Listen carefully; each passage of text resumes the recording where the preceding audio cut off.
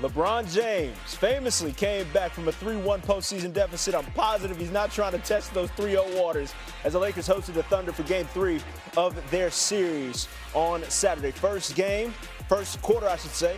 LeBron, mid-ranger, goes to put LA up 2, and then later in the first, SGA goes to the rack. So back and forth we go early on. Late first quarter, though, Casey Wallace is going to bury a 3 in the corner. Wallace with 11 points in the first frame, most of any quarter of his playoff career. Thunder up 6 after 1. But one way that the Lakers could keep this close is if they were going to be on from 3. LeBron with the jab had 1. Rui Hachimura from the right wing area had another. It's a 3-point game, and then later in the second, LeBron. Cash as well from 26 feet. We are all tied up at 44. But why not get you one more, LA? Luke Kennard. Money as well, 11 of 20 from 3 with the Lakers in the first half, tied for their most 3-point makes in a playoff first half since 1997-98. Lakers were up 2 at the break. By the time we got to the third, it was just the bevy of riches that the Thunder had. That's Chet Holmgren headed in for the slam. SGA with the mid-range. He didn't shoot well. 7 of 20 from the field, but still very much so effective. This time drawing the defense and kicking it down to Casey Wallace for the slam. By the time we get to the fourth quarter, the Thunder are starting to run away with it. A.J. Mitchell off the screen from Hartenstein to the rack. And then Mitchell's going to pull up from 3. Thunder up 106-89 with that and under 7 minutes remaining. Reeves gets blocked. He was hollering for fouls all evening long. Other end is Alex Caruso throwing it down. Thunder roll 131-108. It's a 3-0 series lead for OKC. New on SportsCenter, LeBron James taking some time in the locker room. Obviously the third quarter, we'll start with that. We didn't have the energy, the effort, and they put a 30-plus point quarter on us. Kind of took care of the game right there, honestly. We had moments, obviously, in the first half that was really good for us. We did a good job of sharing the ball and knocking down shots. In that third quarter, we didn't knock down shots. We didn't defend or get stops, I would say. We defended, but we didn't get stops, and it allowed them to kind of take control of the game. What is your level of anger and or disappointment? I don't want to say I'm not angry or disappointed. Obviously you're disappointed in the simple fact like you being down 3-0, obviously. But we still got life, and that's all you can ask for. And we got to be much better on Monday. See what happens. JJ compared the Thunder to some of the 90s Bulls teams or the 17-18 Warriors teams. Said they're an all-time great team. You obviously played against those 17-18 Warriors teams. Do you think this Thunder team ranks right up there? They're pretty damn good from top to bottom. And they don't let their foot off the gas. LeBron, in the third quarter, collectively, you guys are minus 31. What's happening in the third quarter, them versus what you guys are? I don't know. But obviously the number speaks for itself. When you guys played Oklahoma City, and I think it was February or something like that, you talked about how it's their ability to sustain energy, to sustain execution. Going up against that in this series, just what have you kind of made of their stamina in that way? Oh, no, it's not nothing. It's because it's not surprising. You've seen them over the years. They have a lot of bodies, and they got a lot of guys that can do multiple things on the floor. So, it helps to have that depth. About what kind of effort will it take to get one game? What's it going to take from you guys? Obviously we got everything. Everything and more to beat a team like this. So we got to be at our best on Monday. Well, when you guys get to, any team gets to an elimination scenario, it literally could be the last time that group is together as it's constructed. Is that something that a group should acknowledge or does acknowledge? And what's key to if you don't, just focusing on the Nah, you don't really talk about that. You focus on the moment at hand and go from there. JJ was talking about how they have the ability to kind of shape-shift within the course of a game and just adjust because of the different personnel that they have. You've been on some teams like that, but what is the challenge when you're trying to almost put something out on the floor that they have and they're able to just switch on the fly? You just said it's very challenging. They have the proper personnel to be able to, like you said, shapeshift whatever you kind of put out there, and and still be productive no matter who's on the floor.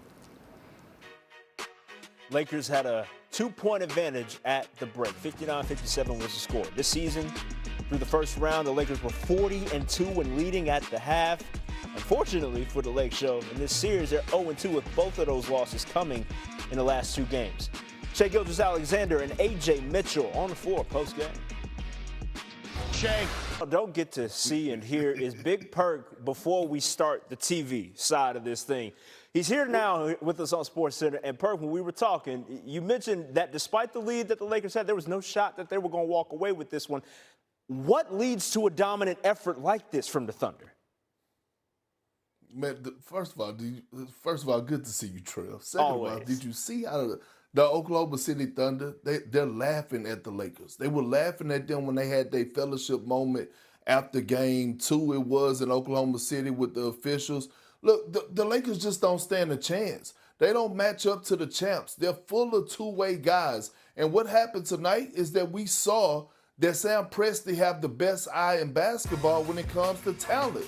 All of a sudden, SGA is not having an SGA-type series or game. And what do you see when he's on the bench? You see the emergence of A.J. Mitchell. Not only does he go for a playoff career high, but also the decision-making because he had a playoff career in assists. This is how deep and dangerous this team is. It's moments that it could be Chet Holmgren that look like the best player on the floor. Alex Caruso comes in and his impact is all over the place, especially defensively and bringing that tenacity. So when you look at what they done, all they did was headhunt and search out Austin Reeves tonight. That's the conversation that we need to talk about is him, Austin Reeves. Yeah, defensively, he has proven to be a bit of a liability, so they got some things to work out. A.J. Mitchell, 24 points, 10 assists on the evening. Perk, don't go too far. We got to get some more thoughts on everything playoff basketball, all right? All right. New on SportsCenter, J.J. Redick after the loss. Well, again, the turnovers, we lower number, but they still scored 30 points off those turnovers. I think we had 5 of them in the third. I think all of them actually led to them getting fast break transition baskets. I don't know what the ended up being, but I know at one point they were 11 of 17 from 3 in the second half. You're not getting stops; it's harder to score. But again, the MVP is 18, 22, 7 of 20 tonight, and they've kicked our ass 3 straight games. They're an incredible basketball team. JJ, beyond what you saw in game 2 that led you to share your post-game thoughts, sometimes coaches will try to plant seeds to change the tide of a series.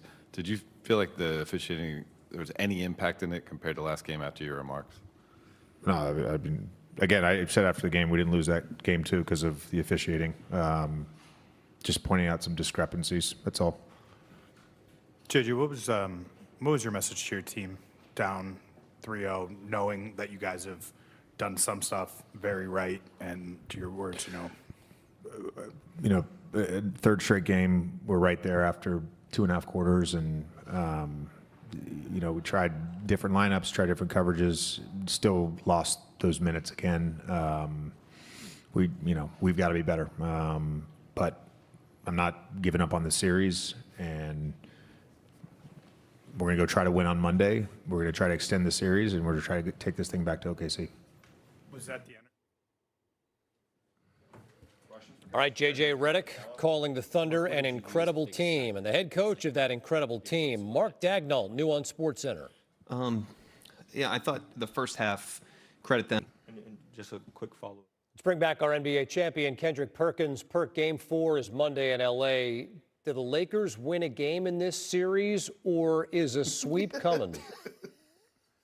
Man, this series is over. You saw LeBron James' body language. He could care less, and he's trying not to stress himself out. There's nowhere in here that they're trying to get back on their plane and go back for a Game 5 in Oklahoma City. They knew tonight was a must-win situation, but what happened was they got exposed, right? They got exposed from a personnel standpoint, and it showed that the Lakers are just not athletic enough to keep up with these top dogs in the league, especially Austin Reeves. He was picked on time and time again defensively. And here's the bigger question, right, that the Lakers got to ask themselves. Next year, in the near future, whenever, is Austin Reeves going to be part of your franchise where he's going to be a cornerstone paired with Luka Doncic that you believe that could be able to compete and have a legit shot of coming out of the West and bring back home a championship? Because let's be real, just like the Celtics, the Lakers, it's a standard. The standard every single season is championship or bust. It's no in between. The Laker fans are not satisfied with this. Down 3-0 with Game 4 on Monday on a night. SGA shoots 7 of 20, and OKC still scores 131 points. Smoke Big Perk coming back with us to talk more NBA in just a bit.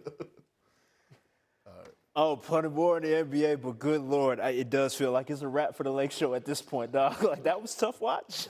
Perk laughing That's at right. some of the questions. He is tickled by the efforts of the Lakers. We're going to see you on the last laugh in Game 3 between the Cavs and Pistons coming up. Big one for Cleveland, and they get it from a familiar